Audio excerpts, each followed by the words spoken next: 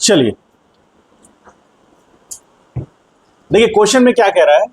Distance और displacement के लिए हम लोग एक छोटा सा क्वेश्चन करते हैं जो कि आपके एनसीईआरटी किताब में मिलेगा।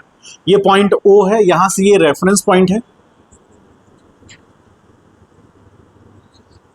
रेफरेंस पॉइंट है, ये सारे डायमेंशन यहीं से मेजर होंगे। ये 0 किलोमीटर पे है, ठीक है। उसके बाद ये पॉइंट ए है, ये point B, point C, point D, point E. चलिए इतना ही पॉइंट लेते हैं, एक पॉइंट और लेते हैं, आप कहते हैं तो एक पॉइंट ऑफ ले लेते हैं, ठीक है। अब ये पॉइंट 0 किलोमीटर पे है, ये 20 किलोमीटर पे है, ये 40 किलोमीटर पे, ठीक है, ये 60 किलोमीटर पे, ये हो गया 80 किलोमीटर पे, ये 100 किलोमीटर पे और ये 120 किलोमीटर पे, ठीक है। अब यहां पर ध्यान से देखिए सब लोग, और जिनसे पूछेंगे वही जवाब देंगे, इसलिए सब ध्यान से पूछेगा। और नहीं जवाब दे पाए तो फिर हम दुखी, आप भी दुखी। यहां से मान लीजिए पार्टिकल ई पॉइंट पे गया, ई पॉइंट पे गया तो आपसे पूछ रहा है डिस्टेंस एंड दूसरा, पहला पूछ रहा है डिस्टेंस, दूसरा पूछ रहा है डिस्प्लेसमेंट, डिस्प्लेसमेंट का मैग्नीट्यूड। कहां से कहां के लिए पूछ रहा है? यदि हम बात करेंगे कहां से कहां के लिए, ओ से, बोलिए, ओ से ई के लिए, तो ओ से ई के टर्म में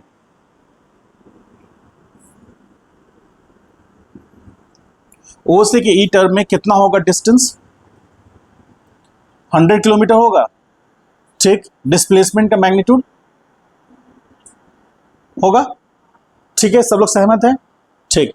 अब मान लीजिए कि ओ से चला, ई पे गया और फिर लौट करके बी पे आ गया, तो वो कैसे होगा? ओ से ई से बी,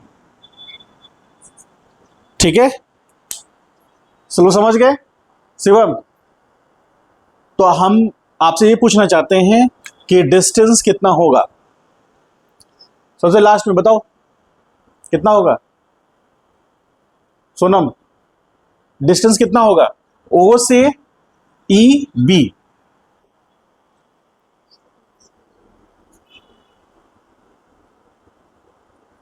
बोलिए। हाँ, कितना? साई 40 किलोमीटर, 40 किलोमीटर ओ से बी, ओ से ई से बी 40 किलोमीटर। और डिस्प्लेसमेंट कितना होगा?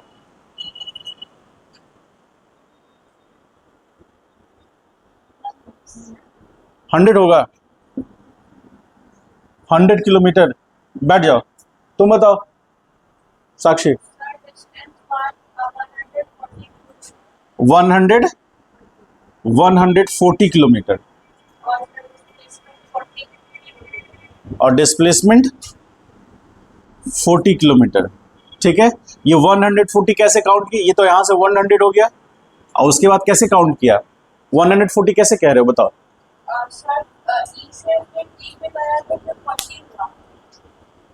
ईस्ट, हाँ,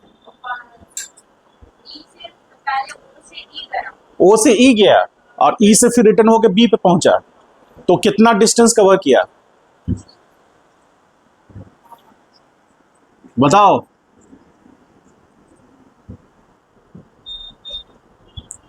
बताइए, बोलो। 140 किलोमीटर। तुम्हारा जवाब तुमको कॉन्फिडेंस है कि एक चींटी है जो कि ए पॉइंट से चलना स्टार्ट करती है सर्कुलर पाथ पर, जिसका रेडियस कितना है? आर। इस सर्कुलर पाथ है, इस सर्कुलर पाथ का रेडियस कितना है? आर। ए पॉइंट से चलना स्टार्ट करती है और यदि वो पूरा एक सर्कल कंप्लीट करती है, उस केस में हम अभी कहां से ले रहे हैं, कहां से कहां तक ले रहे हैं? ए से बी तक। तो यदि वो ए से बी तक गई तो उस चींटी ने कितना डिस्टेंस ट्रेवल किया और कितना डिस्प्लेसमेंट का मैग्नीट्यूड हुआ?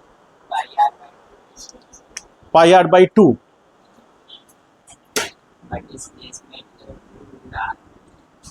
पाई आर बाई 2 और डिस्प्लेसमेंट 2 रूट आर होगा, ठीक है।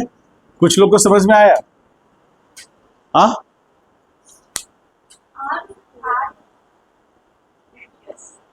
तुम बोला 2√r, वही कैसे?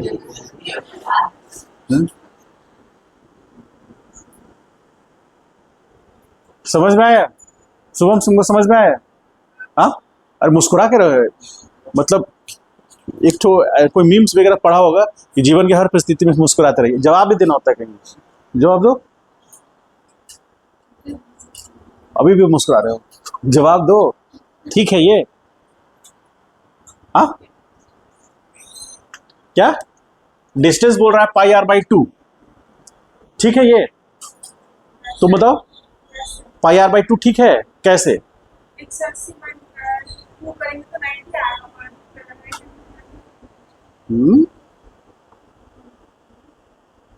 तो तुम कैसे कह दे रहे हो कि हाँ ठीक लिखा है? कोई बेस होगा मजबूत, हो तभी तो लिख पाओगे। 180 90 क्या क्या कर दी तुम? एंगल को कर दी। अरे सिंपली वो इस पाथ को फॉलो करता हुआ वो इस बी पॉइंट पे पहुंचा, तो डिस्टेंस कितना ट्रेवल किया? π/2, तो डिस्टेंस π/2 ना, तो πr/2 क्यों लिखा हुआ है? तो r रेडियस कैसे मल्टीप्लाई हो जाएगा अपने आप? हाँ,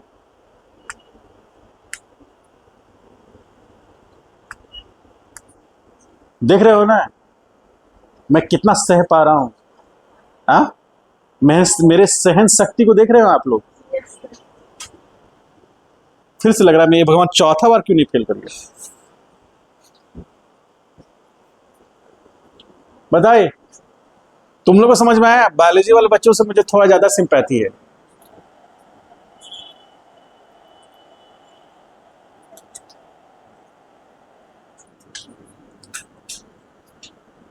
चलो ध्यान से देखिएगा, क्वेश्चन का लेवल थोड़ा ऊपर है, इसलिए हम लोग अच्छे से समझेंगे इसको।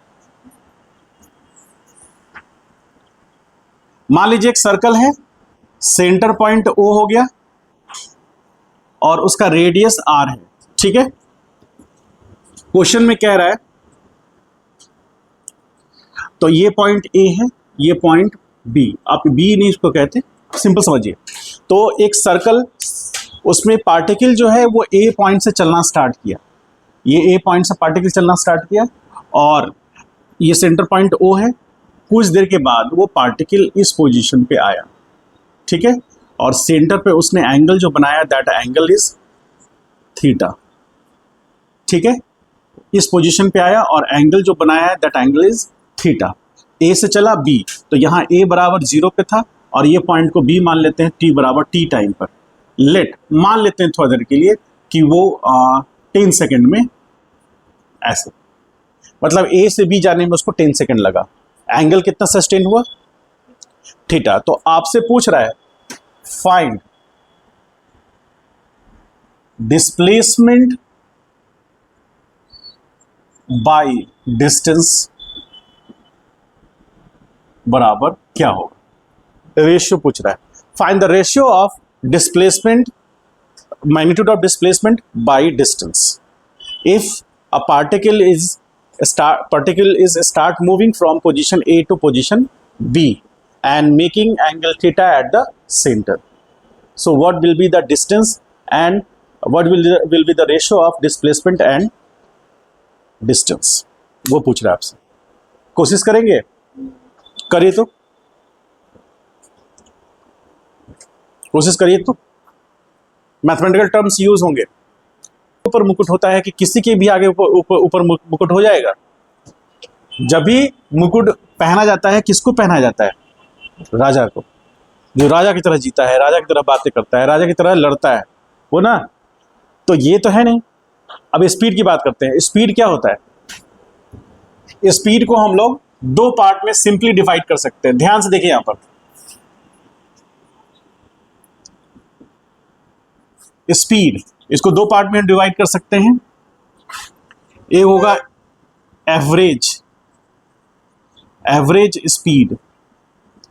तो V एवरेज क्या होगा? डेल्टा आर बाई, सॉरी इसको बोलते हैं change in length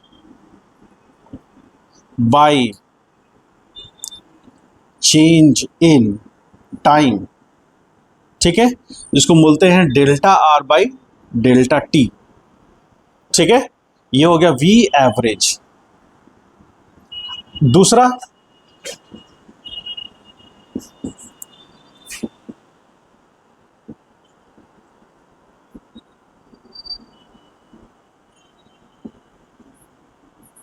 instantaneous speed.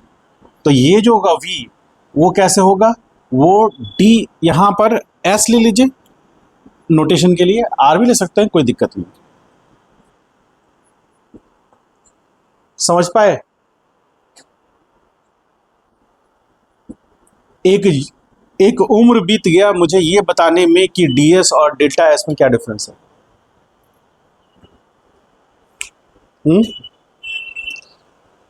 कुछ समझ पा रहे हैं आप लोग? एवरेज स्पीड जो मिलेगा हमें, वो दो टाइम के बीच के इंटरवल पे मिलेगा, और इंस्टेंटेनियस स्पीड जो मिलेगा वो एक इंस्टेंट ऑफ टाइम पे मिलेगा।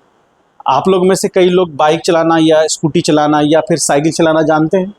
ठीक है, तो स्कूटी में ना स्पीडोमीटर लगा होता है, तो जब आप एक्सीलेटर लेंगे तो स्पीडोमीटर राइज करता है ऐसे। ठीक है, और यदि आपका इस जो स्कूटी है या बाइक है वो एक कांस्टेंट वेलोसिटी से चल रहा है तो स्पीडोमीटर वहीं पर फिक्स रहेगा, और यदि स्पीड डिक्रीज किया तो वो नीचे आएगा, स्पीड इंक्रीज किया तो ऊपर जाएगा। तो वो क्या है, उस मोमेंट ऑफ टाइम पर आपकी बाइक का जो स्पीड है वो बताता है। यदि आपने स्पीड स्लो किया तो वो डाउन होगा, तो उस मोमेंट ऑफ टाइम पर आपका स्पीड बताएगा, और यदि आपने स्पीड बढ़ाया तो स्पीड हाई होगा, तो उसके मोमेंट ऑफ टाइम पर उसका स्पीड बताएगा।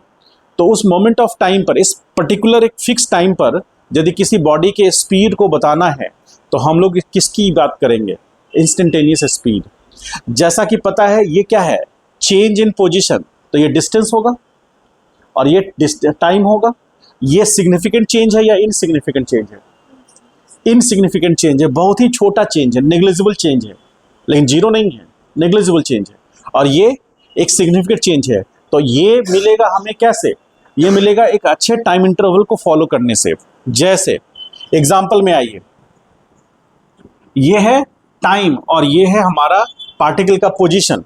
तो मान लीजिए कि ग्राफ कुछ इस तरह से है, हम यहां पर ऐसे देख रहे हैं, ये S1 time, sorry T1 time पर, तो T1 टाइम पर मान लीजिए कुछ इस तरह से है, और ये T2 टाइम पर। तो T1 टाइम पर पार्टिकल का पोजीशन ये S1 बताएगा और T2 टाइम पर उसका पोजीशन S2 बताएगा। तो आप यहां पर बातें कर रहे हैं किसके लिए, आप बातें कर रहे हैं कि T1 टाइम पर उसका पोजीशन कितना है और T2 टाइम पर उसका पोजीशन कितना है। तो इसको हम ऐसा लिख सकते हैं क्या, S2 minus S1 by T2 minus T1। ठीक है, और ये क्या है, ये पार्टिकल का फाइनल पोजीशन है, इसको बोलेंगे फाइनल पोजीशन। ठीक, और इसको बोलेंगे इनिशियल पोजीशन। ठीक है, और ये होगा फाइनल टाइम, और ये होगा इनिशियल टाइम। ठीक है, तो जब इनिशियल टाइम होगा तो इनिशियल पोजीशन मिलेगा, फाइनल टाइम होता है फाइनल पोजीशन मिलेगा। उनके चेंज को हम क्या बोलेंगे, चेंज के रेट को हम लोग बोलेंगे एवरेज। अब यहां पर क्या है, यहां पर इस केस में इंटरवल तो ऐसा होगा नहीं, तो किसी भी एक टाइम पर यहां टेंजेंट ड्रॉ कर देंगे। हालांकि ये डायरेक्शन नहीं बताएगा, इसलिए सिंपली हम लोग बात करते हैं बहुत छोटे से चेंज के लिए। समझ पा रहे हैं? It is defined for very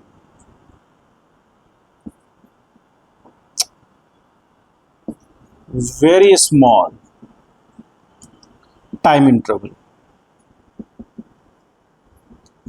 ठीक है, एग्जाम्पल देखिए, जैसे मान लीजिए ये पोजीशन है, यहां पर इसको यहां से ये पोजीशन है, तो यहां से यहां डिस्टेंस S1 हुआ, ये डिस्टेंस S2 हुआ, और ये पोजीशन A है, ये B है और ये C है, और यहाँ से टाइम लगा T1, फिर यहाँ पे टाइम लगा T2। तो V एवरेज यदि हमसे कहा जाएगा तो V एवरेज बराबर total distance S1 plus S2 by T1 plus होगा। ठीक है, आप सोचेंगे सर यहाँ T2 माइनस T1 कर दिए यहाँ T1 प्लस T2 कर दिए। सोच रहे होंगे तो यहाँ इंटरवल है, यहाँ इंटरवल नहीं है। ए से बी जाने में टाइम कितना लगा? T1 टाइम लगा, जो कि फाइनल माइनस इनिशियल से निकल के आएगा, और वहाँ फाइनल माइनस इनिशियल लिए हैं। तो अब यहाँ पर हो गया। अब सेकेंड एग्जाम्पल देखिए, एग्जाम्पल 2। सेकेंड एग्जाम्पल में क्या सिचुएशन है देखिए। यहाँ पर जैसे ये A हो गया, ये C पॉइंट, ये B पॉइंट। इस दूरी में, इस दूरी, इसका स्पीड क्या है? V1। टाइम कितना लगा? T1 लगा। और यहाँ पर स्पीड क्या रहा उसका? V2। टाइम कितना लगा? T2। मतलब एक गाड़ी है, कार है, एक कार जो है वो A पॉइंट से C पॉइंट चला, किस स्पीड से चला? V1 से। टाइम कितना लगा उसको वहां पहुंचने में? T1। उसके बाद रेस्ट, अगला जो डिस्टेंस था, जो भी डिस्टेंस रहा हो, उसको किस स्पीड से चला? V2 से। टाइम कितना लगा? T2। तो आपको पता है स्पीड बराबर क्या होता है? Distance by time. तो इस डिस्टेंस बराबर स्पीड इनटू टाइम। पूरा दुनिया जानता है इस बात को, ठीक है। अब यहां पर देखिए, तो यहां पर हमें क्या निकालना है? वी एवरेज निकालना है। मान लीजिए तो वी एवरेज बराबर total distance S1 plus S2 by time T1 plus T2। तो हमको S1 तो दिया नहीं है, तो S1 निकालने के लिए हम क्या करेंगे? S1 क्या आ जाएगा? यहां से V1 इंटू T1 आ जाएगा। तो V1 into T1 plus V2 into T2, division में T1 प्लस T2। मान लीजिए, सपोज करें कभी ऐसा दिन आ जाए कि दोनों का टाइम क्या है? A से B जाने में, A से C जाने में जो टाइम लगा वही टाइम C से, मान लीजिए, तो लेट क्या मानेंगे? T1 इज इक्वल टू, मान लीजिए ऐसा हुआ, मतलब A से C जाने में जितना समय लगा उतना ही समय लगा C से B जाने में, तो टाइम दोनों बराबर हो गया। तो यहां टाइम लिख देंगे, तो V एवरेज क्या बनेगा? V एवरेज बराबर V1 plus V2 into T, division में 2T, तो V1 प्लस बाई T होगा। तो आप जिस क्वेश्चन में देखेंगे कि A से C जाने में उसने टाइम लिया T, और C से B जाने में भी टाइम T लगा, तो आप इस फॉर्मूला को लगा दे सकते हैं। समझ पाए? तो V average is equal to V1 plus V2 by 2। ये कब अप्लीकेबल होगा? When T1 is equal to T2 बराबर T। बोलिए हाँ, ठीक। अब इसको राइट डाउन कर लीजिए, अगला एग्जांपल देख लेंगे बाद में, ठीक है। कोई कंफ्यूजन माइंड में? हल्का हल्का आपको लगेगा कि जो पहले पढ़ाया गया था वो काम कर रहा है।